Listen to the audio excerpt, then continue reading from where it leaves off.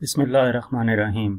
9th class आज की video में हम चैप्टर 6 वर्क एंड एनर्जी के लॉन्ग रिस्पांस क्वेश्चन सॉल्व करेंगे। फर्स्ट क्वेश्चन है define work and its unit, describe the conditions for maximum and minimum work. Work को define करना है, वर्क का यूनिट क्या है, उस यूनिट की डेफिनेशन क्या है और इसके बाद मैक्सिमम और मिनिमम वर्क के लिए कंडीशन क्या होती है वो भी बतानी है। तो सबसे पहले हम ये देख लेते हैं कि वर्क क्या होता है। अगर हम वर्क की सिंपल डेफिनेशन बताना चाहें तो वो क्या होगी कि work is done when a force acting on a body displaces it in the direction of a force. कि अगर हम किसी ऑब्जेक्ट के ऊपर फोर्स अप्लाई करें और वो ऑब्जेक्ट उस फोर्स की डायरेक्शन में कुछ डिस्प्लेसमेंट कवर करे, यानी कि कुछ डिस्टेंस मूव करे, तो उसको हम नाम देते हैं कि वर्क डन हुआ है। जैसे हमारे पास एक अगर ट्रॉली है और उस ट्रॉली को हम एक तरफ से पुश करते हैं, उसके ऊपर फोर्स लगाते हैं, तो वो उस फोर्स की डायरेक्शन में कुछ डिस्प्लेसमेंट कवर करेगी, थोड़ा आगे मूव करेगी, तो हम क्या कहेंगे कि इस ट्रॉली पे वर्क हुआ है। वर्क का फार्मूला हमारे पास W इक्वल टू F.D होता है। इसमें W वर्क को रिप्रेजेंट कर रहा है, F फोर्स है और D डिस्प्लेसमेंट है। फोर्स और डिस्प्लेसमेंट का डॉट प्रोडक्ट हमें वर्क देता है। डॉट प्रोडक्ट के लिए cos थीटा यूज किया जाता है, तो W equal to F.D cos theta हमारे पास वर्क डन आ जाता है। यहां से फार्मूले से हम एक चीज देख सकते हैं कि जो वर्क डन है वो फोर्स, डिस्प्लेसमेंट और थीटा पे डिपेंड कर रहा होता है। थीटा कौन सा है? फोर्स और डिस्प्लेसमेंट के दरमियान एंगल कितना है। इसके बाद अगर यूनिट की बात करें तो वर्क का यूनिट जॉल होता है, जिसको J से रिप्रेजेंट किया जाता है। और जॉल की डेफिनेशन क्या होगी? इस जो हमारे पास फार्मूला है इसमें हर एक को 1 पुट कर देंगे, यानी कि अमाउंट ऑफ वर्क डन उस वक्त 1 जॉल होगी जब हम किसी ऑब्जेक्ट के ऊपर 1 न्यूटन की फोर्स अप्लाई करें और वो ऑब्जेक्ट 1 मीटर डिस्प्लेसमेंट कवर करे। ठीक है, तो उसको हम क्या कहेंगे कि 1 जॉल ऑफ वर्क डन हुआ है। जब किसी ऑब्जेक्ट के ऊपर 1 न्यूटन की फोर्स लगाई जाए और वो 1 मीटर डिस्प्लेसमेंट कवर करे, तो उस टाइम पे उस ऑब्जेक्ट के ऊपर जो वर्क डन होगा वो 1 जॉल होगा। इसी वजह से इसको हम लिख सकते हैं 1 joule equal to 1 newton into 1 metre. Work का यूनिट 1 जॉल, फोर्स का यूनिट 1 न्यूटन, डिस्प्लेसमेंट का unit 1 metre. Joule equal to newton metre. इसके बाद कंडीशंस की बात की गई थी, तो डिफरेंट केसेस हम यहां पे डिस्कस कर लेते हैं। वहां पे जस्ट मैक्सिमम और मिनिमम वर्क डन की बात की गई थी। हम तीनों रिप्रेजेंट कर देते हैं, maximum work done, zero work done और मिनिमम वर्क डन। ठीक है, जिसको नेगेटिव वर्क डन भी कहते हैं। तो मैक्सिमम वर्क डन उस वक्त होता है जब फोर्स और डिस्प्लेसमेंट के दरमियान एंगल 0 डिग्री हो। हम ये देख सकते हैं कि वर्क का formula W equal to F.D cos theta होता है। जब थीटा एंगल हम 0 पुट करेंगे तो ये हमारे पास F.D इंटू cos 0 1 आ जाएगा, तो ये F.D आ जाता है। ठीक है, पुशिंग, अब इसकी एग्जांपल क्या है? Pushing an object in the direction of motion, कि किसी भी ऑब्जेक्ट को हम पुश करें और वो ऑब्जेक्ट उस डायरेक्शन में मोशन करे जिस डायरेक्शन में फोर्स अप्लाई की गई हो। तो वर्क इस केस में मैक्सिमम होगा, कितनी वैल्यू देगा? F.D। जीरो वर्क उस वक्त होता है जब एंगल 90 डिग्री हो। इसी फार्मूले में W equal to F.D cos theta में जब हम थीटा 90 डिग्री पुट करते हैं तो cos 90 0 होता है, जिसकी वजह से ये वर्क हमारे पास 0 हो जाएगा। F.D 0 से मल्टीप्लाई होके 0 हो जाएगा, तो 90 डिग्री के एंगल पे वर्क 0 हो जाता है। और इसकी एग्जांपल क्या है? Carrying a bag horizontally while applying vertical force, के हम बैग को हॉरिजेंटल डायरेक्शन में कैरी कर रहे हैं लेकिन उसके ऊपर फोर्स जो अप्लाई कर रहे हैं वो वर्टिकल डायरेक्शन में है। इसके बाद तीसरी हम कंडीशन देख लेते हैं, मिनिमम वर्क डन कब होता है या नेगेटिव वर्क कब होता है। ये उस वक्त होता है जब एंगल 180 डिग्री हो। कौन सा एंगल? फोर्स और डिस्प्लेसमेंट के दरमियान एंगल 180 डिग्री हो। अब W equal to F.D cos theta के फार्मूले में थीटा जब 180 पुट किया जाता है तो ये हमारे पास माइनस F.D आंसर आ जाता है, यानी कि नेगेटिव वर्क आ जाता है। और इसकी एग्जांपल क्या है? फ्रिक्शन और opposing forces slowing down an object. Friction या अपोजिंग फोर्स जो कि ऑब्जेक्ट को स्लो डाउन कर देगी। अब आपके जहन में एक चीज आ रही होगी कि क्वेश्चन में तो सिर्फ ये पूछा गया था कि मिनिमम और मैक्सिमम वर्क कब होता है, तो ये तीनों लिखने की क्या जरूरत है? तो सिंपल सी बात यह है कि अगर आप पेपर चेक करने वाले टीचर को एक ऐसा लुक देंगे पेपर का जो बाकी किसी बच्चे ने अटेम्प्ट नहीं किया, तो वो डेफिनेटली आपके 0.5 मार्क्स भी उस क्वेश्चन में नहीं काटेगा। ठीक है, जैसे यहां पे आप देख सकते हैं ना, 2 पूछे गए थे, आपने तीसरा भी बता दिया। जब वो इस तरह टेबल की लुक आप देंगे ना, तो ये एक ऐसी अट्रैक्टिव पॉइंट होगा कि टीचर के लिए मार्क्स काटना नामुमकिन हो जाएगा, क्योंकि हर एक चीज वाज़े तौर पे जस्ट एक नजर डालें तो पता चल जाता है कि हाँ, बच्चे को एक चीज आती है, उसने प्रॉपर टेबल की फॉर्म में लिखा हुआ है। इसके बाद हम नेक्स्ट क्वेश्चन देखते हैं। क्वेश्चन नंबर 2 है, what is kinetic energy drive its expression by using graphical analysis. Kinetic energy क्या है, इसका एक्सप्रेशन हमने लिखना है ग्राफिकल एनालिसिस की मदद से, इसकी इक्वेशन ड्राइव करनी है। तो काइनेटिक एनर्जी की अगर हम डेफिनेशन देखें तो kinetic energy basically mechanical energy की एक टाइप है। मैकेनिकल एनर्जी की 2 टाइप्स हैं, काइनेटिक एनर्जी और पोटेंशियल एनर्जी। वो एनर्जी जो ड्यू टू मोशन होती है उसको काइनेटिक एनर्जी कहते हैं, और वो एनर्जी जो ड्यू टू पोजीशन होती है उसको पोटेंशियल एनर्जी कहते हैं। तो energy possessed by a body due to its motion is called kinetic energy. कि कोई भी बॉडी जिसमें एनर्जी उसकी मोशन की वजह से हो, उसको हम काइनेटिक एनर्जी का नाम देते हैं। इसकी एग्जांपल हम देख सकते हैं कि फुटबॉल को अगर किक करता है एक लड़का, तो वो फुटबॉल मूव करेगा। वो मूव किस वजह से करेगा कि उस फुटबॉल में काइनेटिक एनर्जी आ जाएगी। Energy due to motion, football ने मूव किया, मूव इन मोशन है, तो इसका मतलब क्या है कि फुटबॉल में काइनेटिक एनर्जी आ जाएगी। अब इसके बाद इसकी एक्सप्लेनेशन देख लेते हैं। हम कंसिडर करते हैं कि एक कांस्टेंट फोर्स F है जो कि एक ऑब्जेक्ट के ऊपर अप्लाई कर रही है, जिस ऑब्जेक्ट का मास m है। फोर्स F ऑब्जेक्ट m के ऊपर अप्लाई हो रही है, जिसके नतीजे में ऑब्जेक्ट मूव करेगा, और हम सपोज करते हैं कि जो सरफेस है वो फ्रिक्शनलेस सरफेस है। तो kinetic energy of an object will be equal to work done. जो काइनेटिक एनर्जी होगी ऑब्जेक्ट की, वो किसकी इक्वल होगी, वर्क डन की इक्वल होगी। यानी कि फोर्स अप्लाई की, ऑब्जेक्ट का मास m है और उस ऑब्जेक्ट ने कुछ डिस्प्लेसमेंट कवर किया, तो इसके नतीजे में जो काइनेटिक एनर्जी ऑब्जेक्ट की होगी वो वर्क डन के इक्वल होगी।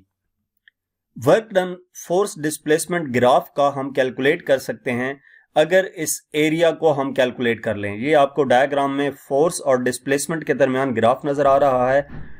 डिस्प्लेसमेंट एक्स एक्सिस पे है और वाई एक्सिस पे फोर्स है। जब फोर्स अप्लाई करेंगे एक कांस्टेंट फोर्स, तो उसके नतीजे में हमारे पास इस तरह का एक ग्राफ बनेगा। अब इस ग्राफ का जो वर्क है वो कैलकुलेट करने के लिए हमें इस एरिया का कैलकुलेट करना जरूरी है। अगर ये एरिया कैलकुलेट कर लेते हैं तो हमारे पास टोटल वर्क डन आ जाएगा। यानी कि ये जो एरिया आपको नजर आ रहा है, एरिया अंडर द ग्राफ, वो किसके इक्वल है, वर्क डन बाय फोर्स। तो area under force displacement graph is the area of rectangle. ये हमारे पास कौन सी शेप बन रही है, रेक्टेंगल बन रही है। तो रेक्टेंगल का एरिया हम कैलकुलेट करने के लिए जो रेक्टेंगल का फार्मूला है, सिंपली वो फार्मूला अप्लाई कर देंगे। तो नेक्स्ट स्लाइड पे चलते हैं। यहां पे हमने क्या किया कि चेंज इन काइनेटिक एनर्जी, जिसको हम E से रिप्रेजेंट कर रहे हैं, वो इक्वल होगी एरिया ऑफ रेक्टेंगल के। ये क्यों इक्वल होगी, ये हम पिछली स्लाइड में डिस्कस कर चुके हैं कि जो काइनेटिक एनर्जी होगी वो इक्वल होगी एरिया ऑफ द रेक्टेंगल, यानी कि work done by the force, और work done by the force area of rectangle है। तो E के चेंज इन काइनेटिक एनर्जी किसकी इक्वल आ जाएगा, एरिया ऑफ रेक्टेंगल से मुराद एरिया रेक्टेंगल का कैसे कैलकुलेट किया जाता है, लेंथ को विड्थ से मल्टीप्लाई कर दिया जाता है। तो width multiply by length, area of rectangle का फार्मूला अप्लाई किया, तो E के इक्वल आ जाता है एफ डी के, यानी कि E के इक्वल आ जाएगा एफ फोर्स हमारे पास किसकी इक्वल है, एम ए के, और फोर्स जब अप्लाई करेंगे तो उसमें एक्सेलरेशन प्रोड्यूस होगा Newton second law of motion के मुताबिक, एफ इक्वल आ जाएगा एम ए के। और डी डिस्प्लेसमेंट, ये D S equal to V T के फॉर्मूले से डी इक्वल होगा वी टी। यहां पे वी एवरेज अप्लाई कर देते हैं, एवरेज वेलोसिटी। E के इक्वल आ जाएगा M A into V average, किसकी इक्वल होगी, initial velocity plus final velocity divided by 2 into T. Average calculate करने के लिए टोटल वेलोसिटीज को ऐड करके नंबर ऑफ वेलोसिटीज पे डिवाइड कर दिया। तो वेलोसिटी जो है वो इंक्रीज करेगी 0 से v तक। इनिशियल वेलोसिटी 0 होगी और फाइनल वेलोसिटी v, और इसी तरह जो एक्सेलरेशन होगा वो किसके इक्वल होगा, वेलोसिटी पर यूनिट टाइम के। तो वी आई की जगह पे 0, वी एफ की जगह पे v पुट करेंगे और एक्सेलरेशन की जगह पे v/t पुट कर देंगे। तो ऊपर वाली इक्वेशन हमारे पास बन जाएगी ई के इक्वल टू एम, ए की जगह पे v/t आ गया इंटू वी आई 0 आ गया, वी एफ v आ गया, और इसको हमने सिंप्लीफाई किया तो ये हमारे पास बन जाता है M v/t into v/2 into T. अब ये t इस t से कैंसिल हो जाएगा तो e के इक्वल आ जाता है M V square divided by 2, M V square divided by 2, t से कैंसिल हो गया तो इसको सिंप्लीफाई करें, e के इक्वल आ जाता है 1/2 एम वी स्क्वायर के। ये काइनेटिक एनर्जी का फार्मूला है, kinetic energy equal to 1/2 M V square, और यही हमने प्रूव करना था। नेक्स्ट क्वेश्चन है question number 3, what is potential energy, what are its different types, show that gravitational potential energy is equal to the product of mass m, gravitational field strength g and height h। के potential energy क्या है, different types उसकी लिखनी है, और ये show करना है कि जो ग्रेविटेशनल पोटेंशियल एनर्जी है वो इक्वल होती है product of mass m, gravitational field strength g and height h के। अब सबसे पहले हम देखते हैं कि पोटेंशियल एनर्जी होती क्या है। वो एनर्जी जो ड्यू टू मोशन थी उसको काइनेटिक एनर्जी कहते हैं, तो वो एनर्जी जो ड्यू टू पोजीशन हो उसको पोटेंशियल एनर्जी का नाम देते हैं। Energy possessed by a body due to its position is known as its potential energy. Position से क्या मुराद है, पोजीशन से मुराद ये है कि कोई ऑब्जेक्ट अर्थ की सरफेस पे मौजूद था और हमने उसकी हाइट चेंज कर दी, किसी डिफरेंट ऑल्टीट्यूड पे ले गए तो उसकी पोजीशन चेंज कर दी, जिसकी वजह से उस ऑब्जेक्ट में पोटेंशियल एनर्जी आ जाएगी। इसको हम एग्जांपल्स की मदद से देखते हैं। Stored water possesses potential energy due to its height. Dam में जो पानी स्टोर किया जाता है उसमें पोटेंशियल एनर्जी मौजूद होती है, और क्यों मौजूद होती है, क्योंकि वो पानी एक हाइट पे स्टोर किया गया होता है, तो हाइट की वजह से उस पानी में पोटेंशियल एनर्जी आ जाएगी। टाइप्स देखते हैं पोटेंशियल एनर्जी की। सबसे पहले है ग्रेविटेशनल पोटेंशियल एनर्जी। एनर्जी किसी भी बॉडी में due to work against the gravity हो तो उसको ग्रेविटेशनल पोटेंशियल एनर्जी कहते हैं। यानी कि किसी भी बॉडी के अंदर एनर्जी स्टोर है और वो एनर्जी किस वजह से है, due to work against the gravity, यानी कि उस बॉडी के ऊपर वर्क अगेंस्ट द ग्रेविटी किया गया है तो उसमें जो एनर्जी मौजूद होगी वो ग्रेविटेशनल पोटेंशियल एनर्जी कहलाएगी। दूसरा है elastic potential energy. Elastic potential energy के कब होती है, स्ट्रेच्ड स्प्रिंग है या स्ट्रेच्ड बो है, इनके अंदर जो एनर्जी होती है उसको इलास्टिक पोटेंशियल एनर्जी, यानी कि कोई भी इलास्टिक मटेरियल है तो उसके अंदर जो एनर्जी होगी उसको इलास्टिक पोटेंशियल एनर्जी का नाम देंगे। तीसरा केमिकल एनर्जी है। कोई भी खाना जो हम खाते हैं उसके अंदर जो एनर्जी मौजूद होती है वो केमिकल एनर्जी है। इलेक्ट्रिक पोटेंशियल एनर्जी, बैटरी के अंदर जो एनर्जी मौजूद होती है उसको इलेक्ट्रिक पोटेंशियल एनर्जी कहते हैं। बैटरी के अंदर इलेक्ट्रिक पोटेंशियल एनर्जी के साथ साथ केमिकल एनर्जी भी मौजूद होती है। इसके बाद पांचवी जो है इलेक्ट्रोस्टैटिक पोटेंशियल एनर्जी, तो वो एनर्जी जो कैपेसिटर की प्लेट्स के दरमियान मौजूद होती है उसको इलेक्ट्रोस्टैटिक पोटेंशियल एनर्जी का नाम देते हैं। इसके बाद क्वेश्चन का दूसरा हिस्सा क्या था, show that gravitational potential energy is equal to product of mass m, gravitational field strength g and height h। तो हम इसका प्रूफ देखते हैं। उसके लिए हम क्या देखते हैं कि अब कंसिडर करते हैं कि एक बॉडी है जिसका मास m है और उसको एक हाइट तक ऊपर की तरफ लेके जाते हैं ग्राउंड से, तो बॉडी जो है उसमें पोटेंशियल एनर्जी आ जाएगी और वो इक्वल होगी work done in lifting it to the height h, यानी कि पोटेंशियल एनर्जी PE इक्वल आ जाएगी F मल्टीप्लाई बाय S के। पोटेंशियल एनर्जी वर्क डन की इक्वल है ना, और वर्क डन का फॉर्मूला FS है या FD है, डिस्प्लेसमेंट है बेसिकली। अब यहां पे जो फोर्स है वो उसके वेट की इक्वल होगी, क्योंकि ऑब्जेक्ट के ऊपर क्या लगाया जा रहा है, वेट है ना ऑब्जेक्ट का, तो उसको ऊपर की तरफ मूव करवा रहे हैं, वो उसके वेट की इक्वल होगी मल्टीप्लाई बाय डिस्टेंस कितना मूव करेगा, जितनी हाइट तक उस ऑब्जेक्ट को लेके जाएंगे उतना डिस्टेंस मूव होगा। अब PE इक्वल आ जाता है WH के। W जो है यहां पे क्या है, वेट है, वेट का फार्मूला mg होता है, और h हाइट आ गया तो PE इक्वल आ गया mgh के, और यही चीज हमने प्रूव करनी थी। ये हमारे पास पोटेंशियल एनर्जी का फार्मूला है, PE इक्वल टू mgh, या इसको EP भी लिखते हैं, जिस तरह ई के काइनेटिक एनर्जी के लिए लिखा था, ई पी भी लिख सकते हैं, E P equal to M G H. Thus, the potential energy possessed by the body with respect to the ground is mgh and is equal to the work done in lifting it to height h. इसके बाद हमारे पास question number 4 है, What is meant by energy conversion and energy conservation? Energy conversion और energy conservation में का क्या मतलब है, इसको एक्सप्लेन करना है हमने। तो सबसे पहले एनर्जी कन्वर्जन के बारे में देख लेते हैं। Energy conversion is also known as energy transformation. Energy conversion को एनर्जी ट्रांसफॉर्मेशन भी कहते हैं, और इस प्रोसेस के दौरान जो एनर्जी है वो एक फॉर्म से दूसरी फॉर्म में चेंज हो जाती है। कन्वर्जन वर्ड निकला है कन्वर्ट से, यानी कि एनर्जी कन्वर्ट होगी, और कैसे कन्वर्ट होगी, एक फॉर्म से दूसरी फॉर्म में कन्वर्ट हो जाएगी। एग्जाम्पल इसकी देखते हैं, burning would, chemical energy in the wood is converted into heat and light energy.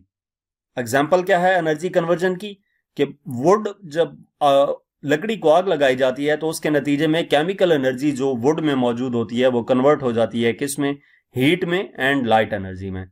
जब लकड़ी को जलाएंगे तो हीट भी प्रोड्यूस होती है ना, और लाइट भी, रोशनी भी हो जाती है, तो इस वजह से केमिकल एनर्जी हीट और लाइट एनर्जी में कन्वर्ट हो गई। उसके बाद सोलर पैनल्स की अगर बात करें तो इस केस में लाइट एनर्जी सूरज से कन्वर्ट होती है इलेक्ट्रिकल एनर्जी में। सोलर पैनल क्या बनाता है, सनलाइट को इलेक्ट्रिकल एनर्जी में कन्वर्ट करता है, तो सोलर पैनल लाइट एनर्जी जो सूरज से आ रही होती है उसको कन्वर्ट करता है इलेक्ट्रिकल एनर्जी में। उसके बाद हाइड्रो इलेक्ट्रिक पावर प्लांट है। हाइड्रो इलेक्ट्रिक पावर प्लांट में काइनेटिक एनर्जी मूविंग वाटर की कन्वर्ट हो जाती है इलेक्ट्रिकल एनर्जी में। हाइड्रो इलेक्ट्रिक पावर क्या काम करता है, जो वाटर की एनर्जी है, वाटर की मदद से इलेक्ट्रिकल एनर्जी बनाई जाती है ना, तो ये मूविंग वाटर की एनर्जी को यूज करके इलेक्ट्रिकल एनर्जी में कन्वर्ट करता है। उसके बाद मसल मूवमेंट की अगर बात की जाए तो मसल्स में केमिकल एनर्जी है, जो हम फूड खाते हैं वो क्या है, वो केमिकल एनर्जी हमें देता है। ये हमने केमिकल एनर्जी के डेफिनेशन में पढ़ा था। तो केमिकल एनर्जी से, जो फूड से हमारे अंदर केमिकल एनर्जी आएगी, उस केमिकल एनर्जी को काइनेटिक एनर्जी में मूव कर लिया जाता है मसल मूवमेंट की मदद से। तो ये हमने एनर्जी कन्वर्जन की कुछ एग्जांपल्स देखी। उसके बाद एनर्जी कंजर्वेशन की बात करते हैं। एनर्जी कंजर्वेशन क्या है, एनर्जी कंजर्वेशन, कंजर्व से निकला है ये वर्ड। जिस तरह हमने मोमेंटम कंजर्व रहता है इलास्टिक और इनइलास्टिक कोलिजन की बात की, law of conservation of momentum में हमने पढ़ा था कि मोमेंटम कंजर्व रहता है बिफोर एंड आफ्टर कोलिजन। तो इसका मतलब क्या था कि पहले और बाद में मोमेंटम इक्वल रहता है। तो कंजर्वेशन का मतलब यहां पे इक्वल ही है। Law of conservation of energy की बात की जाए तो वह हमें यह बताता है कि ना तो एनर्जी क्रिएट की जा सकती है और ना उसको खत्म किया जा सकता है।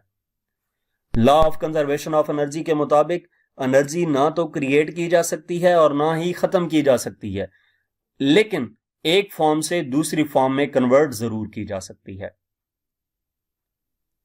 तो जब एक फॉर्म से दूसरी फॉर्म में कन्वर्ट की जाएगी तो क्लोज्ड सिस्टम में जो टोटल अमाउंट ऑफ एनर्जी होगी वो कांस्टेंट रहेगी, यानी कि total amount of energy constant रहती है। एनर्जी एक फॉर्म से दूसरी फॉर्म में कन्वर्ट जरूर हो जाती है, वो खत्म नहीं की जा सकती या पैदा एनर्जी नहीं की जा सकती।